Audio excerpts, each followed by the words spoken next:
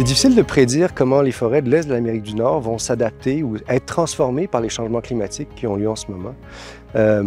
L'idée, c'est d'essayer de connaître quelles espèces sont capables de s'adapter et quelles espèces sont moins capables et surtout quelles sont les caractéristiques de ces espèces-là. Une fois qu'on a identifié ça, on peut ensuite, disons, orienter les interventions sylvicoles, l'aménagement forestier pour favoriser les espèces d'avenir et ainsi s'assurer qu'on a un écosystème forestier qui reste en santé.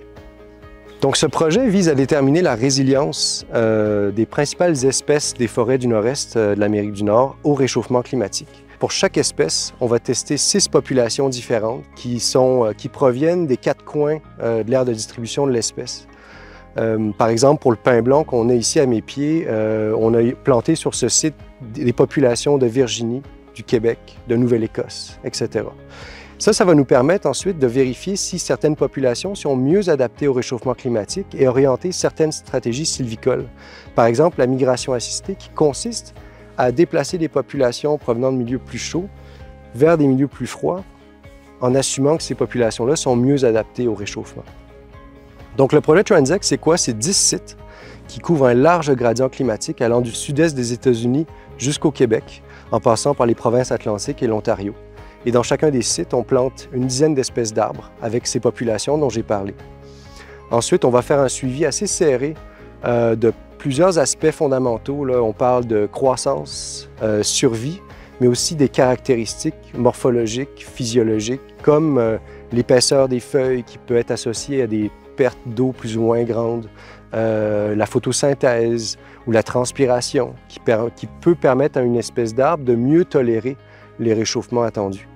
Et on va aussi vérifier la saisonnalité des arbres. Donc on a des caméras qu'on appelle des phénocams qui prennent des photos en continu des arbres et ensuite on peut identifier à l'aide de ces caméras des moments clés de la vie d'un arbre comme le débourrement au printemps, la chute des feuilles à l'automne.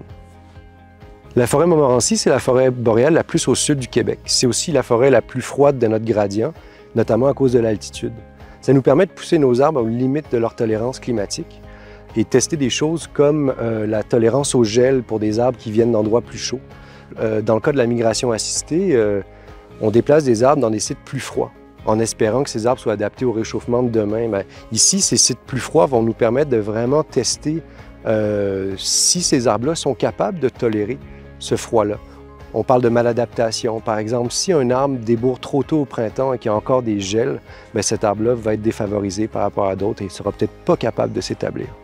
Avec ce projet, on pense pouvoir identifier les arbres qui sont adaptés au climat de demain et ainsi aider à maintenir nos écosystèmes forestiers en santé.